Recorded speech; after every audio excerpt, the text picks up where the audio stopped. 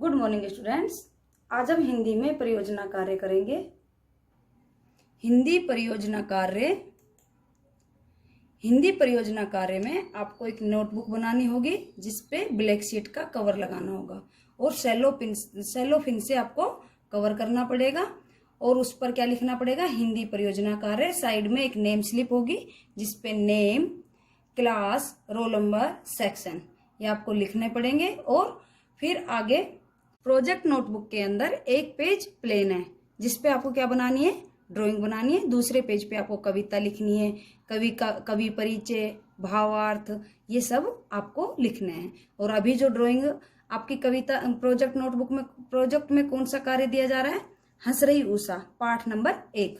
तो उसकी कविता, कवि परिचय, भावार्थ, और ये आपको कहाँ लिखना है? लाइन वाले उसमें। और प्लेन में आपको क्या करनी है? ड्राइंग बनानी है।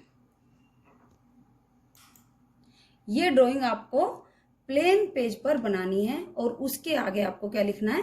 जहां लाइन हो वहां पर कविता लिखनी है। परियोजना कार्य हंस रही उषा। कवि परिचय, सबसे पहले आप क्या लिखोगे? कवि परिचय। भारत भूषण अग्रवाल का जन्म 1919 में मथुरा, उत्तर प्रदेश में हुआ। भारत भूषण अग्रवाल प्रगतिवाद से लेकर स्वतंत्रोत्तर काव्य धारा तक के प्रमुख हस्ताक्षर हैं। और इनकी प्रमुख रचना कवि के बंधन, अनुपस्थित लोग, अप्रस्तुत मन, एक उठा हुआ हाथ और उतना वह सूरज है। पुरस्कार उतना वह सूरज के लिए इन्हें साहित्य अकादमी पुरस्कार से सम्मानित किया गया। कविता बह चले रश्मि के प्राण, विहग के गान, मधुर निर्झर के स्वर, झरझर झरझर, प्राची का अरुणाभ क्षितिज, मानो अंबर की सरसी में फूला कोई रक्तिम गुलाब, रक्तिम सरसिज, धीरे धीरे लो फैल चली आलोक रेख, धुल गया तिमिर, बह गई निशा। इसका भावार्थ बह चले रश्मि के प्राण, किरण के प्राण, किरणों के प्राण, बह चले सूर्य उदय हो गया है। विहग के गान, पक्षियों के गान भी, उनकी आवाज भी आने लग गई। मधुर निर्झर, मधुर झरनों की आवाज मधुर सुनाई दे रही है, झरने की आवाज सुनाई दे रही है। प्राची का अरुणाभ क्षितिज, पूर्व दिशा में क्या हो गया? अरुणाभ, लाल क्षितिज, पूर्व दिशा कैसी हो रही है? लाल हो रही है, जहां पर सूर्य उदय हो रहा है। सूर्य उदय के समय पृथ्वी और सूर्य के मिलन की जो जगह होती है उसे क्या कहते हैं? क्षितिज। तो वो क्या हो गई? लाल हो गई। ऐसे लग रहा है उसकी तुलना के मानो अंबर की सरसी में, अंबर आकाश रूपी तालाब में कोई लाल गुलाब या लाल कमल खिलाओ। धीरे धीरे लो फैल चली, धीरे धीरे लो फैल चली आलोक रेखा। आलोक का अर्थ होता है प्रकाश, रेख का अर्थ होता है रेखा। लो धीरे धीरे प्रकाश की रेखा फैल चली, धुल गया तिमिर, बह गई निशा। और तिमिर अंधकार धुल गया और रात्रि चली गई। चहु और देख धुल रही विभा, विमलाभ कांति, सस्मित विस्मित, खुल गए द्वार, हंस रही उषा। चहु का अर्थ होता है चारों ओर देख, धुल रही विभा, क्या हो रही है? सब कहीं शोभा, चमक दिखाई दे रही है और कांति, चमक ही चमक हो रही है। सब सूर्य उदय होता है तो सुबह का दृश्य मनमोहक होता है। ऐसे ही कवि उसकी रचना कर। सस्मित, सभी खुश है, आश्चर्यचकित है। खुल गए द्वार, सभी क्या कर रहे हैं? मुस्कुरा रहे। विस्मित, कोई आश्चर्य है। खुल गए द्वार, हंस रही उषा, दरवाजे, सभी के घरों के दरवाजे भी खुल गए और उषा हंसकर क्या कर रही है? सभी का स्वागत कर रही है। खुल गए द्वार, खुल गए कंठ, दरवाजे खुल गए तो सभी के घरों से क्या आ रही है? आवाज हो रही है। सभी लोग क्या हो गए? जग गए हैं। खुल गए मुकुल, मुकुल का अर्थ होता है फूल, फूल भी खिल गए सूर्य उदय होने के कारण। सतदल के शीतल कोसों से निकला मधुकर गुंजार लिए। सतदल 100 पंखुड़ियों वाला कमल, और उसके शीतल ठंडे खजाने से क्या निकला? मधुकर, भौरा गुंजार करते हुए निकला। खुल गए बंद छवि के बंधन, और उसके जब वो बाहर निकलता है तो उसके बंधन खुल गए और छवि के भी बंधन खुल गए।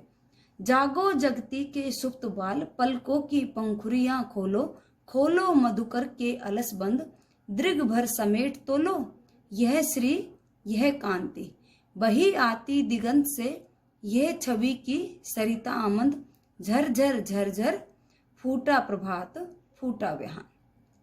जागो जगती के सुप्त बाल, हे संसार के, कवि कह रहा है संसार के सभी सोए हुए बच्चों आप जागो, सूर्य उदय की शोभा को अपनी आंखों में भरो। पलकों की पंखुड़ियां, पलक रूपी पंखुड़ियों को खोलो। खोलो मधुकर के अलस बंध। जब आपकी पंखुड़ियां खुल जाएगी तो आपके आलस से खुल जाएंगे। यहाँ कवि किसको कह रहा है? पलकों की तुलना किससे की है? कमल के फूल से। जैसे कमल के फूल की पंखुड़ियां खिलती है तो मधुकर के आलस से खुल जाते हैं। जो उसको शाम के समय उसमें बंद हो जाता है वो उससे बाहर निकल जाता है, आजाद हो जाता है। वैसे ही तुम अपनी पलक रूपी पंखुड़ियां खोलो और अपने आलस्य को दूर करो। दृग भर समेट तो लो ये श्री ये कांति। एक आंख भर के आप क्या लो? समेट लो ये शोभा, सूर्य उदय की शोभा या चमक अपनी आंखों में समेट लो। वही आती दिगंत से ये छवि की सरिता मंद। दिगंत दिशाओं के अंत से ऐसे बहकर आ रही है। कैसे? सरिता अमंद। अमंद का अर्थ होता है, मंद का अर्थ होता है तीव्र, मंद का अर्थ होता है धीरे, अमंद का अर्थ होता है तीव्र। जैसे कि नदी तीव्र गति से बहती हुई आती है, ऐसे ही सूर्य उदय की शोभा दिगंत से, दिशाओं के अंत से बहती हुई आ रही है। झरझर झरझर फूटा प्रभात फूटा व्यान। झरझर करके सूर्य उदय हो गया और सभी लोग दैनिक दिनचर्या में लीन हो चुके हैं। सभी लोग आपको प्रसन्न दिखाई दे रहे हैं। भावार्थ।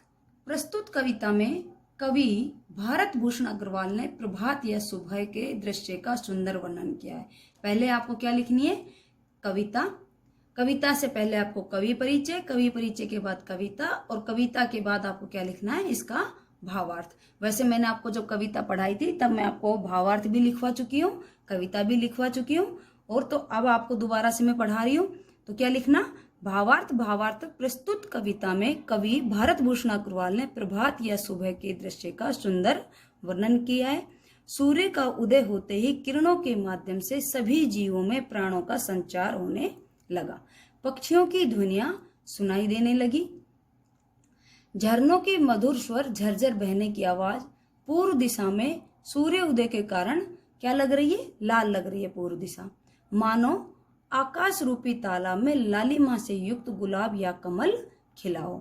धीरे धीरे प्रकाश की रेखा फैल गई। धीरे धीरे प्रकाश की रेखा फैल गई और अंधकार धुल गया, अंधकार चला गया, रात्रि चली गई। चारों ओर देखो उषा की चमक या शोभा के समान प्रकृति मुस्कुरा रही है। चारों ओर प्रकृति क्या कर रही है? मुस्कुरा रही है, हरी भरी प्रकृति है और आश्चर्यचकित है, विस्मित है। खुल गए द्वार और उषा हंस रही है। सभी के घरों के दरवाजे खुल गए और उषा हंस रही है।